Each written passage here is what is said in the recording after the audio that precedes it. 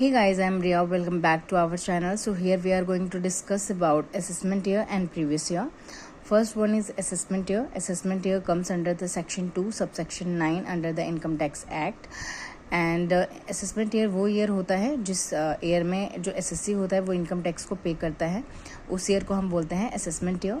Previous year comes under the section 3 and previous year का मतलब होता है वो ईयर जिस ईयर में जो एसएससी है वो इनकम अर्न करता है, उस ईयर को हम बोलते हैं previous year. Got it. Assessment year कौन सा ईयर है? जिस ईयर में जो एसएससी है वो इनकम टैक्स को पे करता है, उस ईयर को असेसमेंट ईयर बोलते हैं. प्रीवियस ईयर उस ईयर को बोलते हैं जिस ईयर में जो एसएससी है वो इनकम को अर्न करता है. Got it. एक एग्जाम्पल के साथ देख लेते हैं हम. यहाँ पे एक एग्जाम्पल लेते हैं. मिस्टर एक्स नाम के कोई व्यक्ति हैं, ठीक है. ये अगर 1 अप्रैल 2024 से लेकर 31 मार्च 2025 तक जो इनकम अर्न करते हैं वो इनके लिए प्रीवियस ईयर रहेगा, ठीक है.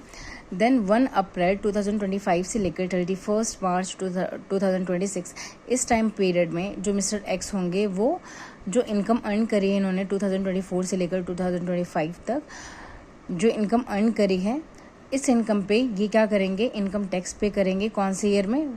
1 अप्रैल 2025 से लेकर 31 मार्च 2026 में.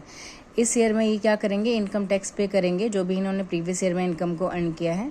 तो ये ईयर इनके लिए क्या हो जाएगा? Assessment year. Got it. समझ में आया कि जिस साल मिस्टर एक्स जो है वो अर्न कर रहे हैं पैसे, ठीक है, टोटल इनकम जो अर्न कर रहे हैं उसको हम प्रीवियस ईयर बोलते हैं. और जब टोटल इनकम पे वो इनकम टैक्स को पे कर रहे हैं उस ईयर को हम बोलेंगे असेसमेंट ईयर, ठीक है.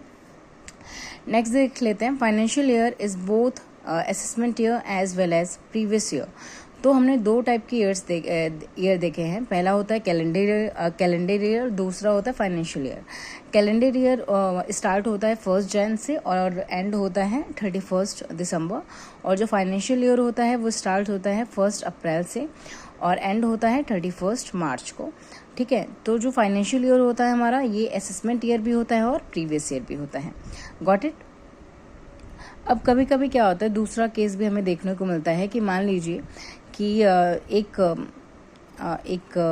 कोई व्यक्ति हैं जिन्होंने अपना जो बिजनेस है वो स्टार्ट ही किया है उन्होंने 20 मार्च 2025 को, ठीक है. तो उनका जो प्रीवियस ईयर रहेगा वो 20 मार्च 2025 से लेकर 31 मार्च 2025 तक रहेगा प्रीवियस ईयर उनका भी. ओके. अब आ जाते हैं डेफिनेशन पे. असेसमेंट ईयर क्या होता है? Assessment year comes under the section 2 subsection 9 and assessment year means the period of 12 months commencing on the first day of April every year and ending on 31st March of the next year.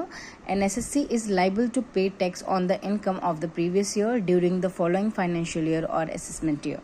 ठीक है. तो assessment year का मतलब क्या होता है? Assessment year एक time period होता है 12 months का जो कि स्टार्ट होता है 1 अप्रैल को हर साल और एंड होता है 31 मार्च को.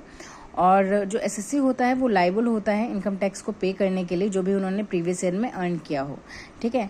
जिस ईयर में वो जो एसएससी होगा वो इनकम टैक्स पे करेगा उसी ईयर को हम बोलते हैं असेसमेंट ईयर. Got it. अब देख लेते हैं previous year. Previous year comes under the section 3. The year in which income is earned is known as previous year and the next year in which the income is taxable is known as assessment year. Income tax is charged on the total income of the previous year on the rates prescribed by the relevant finance act for the assessment year. तो वही है कि previous year कौन सा year होता है? जिस year में जो एसएससी है वो इनकम को अर्न करता है उस ईयर को हम बोलते हैं प्रीवियस ईयर. Got it. जो इनकम टैक्स है वो चार्ज किया जाता है प्रीवियस ईयर के इनकम पे जो भी फाइनेंस एक्ट होता है असेसमेंट ईयर का, जो भी उसमें फाइनेंस एक्ट में जो भी रेट्स प्रिस्क्राइब्ड होते हैं उसके अकॉर्डिंग. आई होप आपको ये जो कॉन्सेप्ट है assessment year and previous year का समझ में आया. Thank you.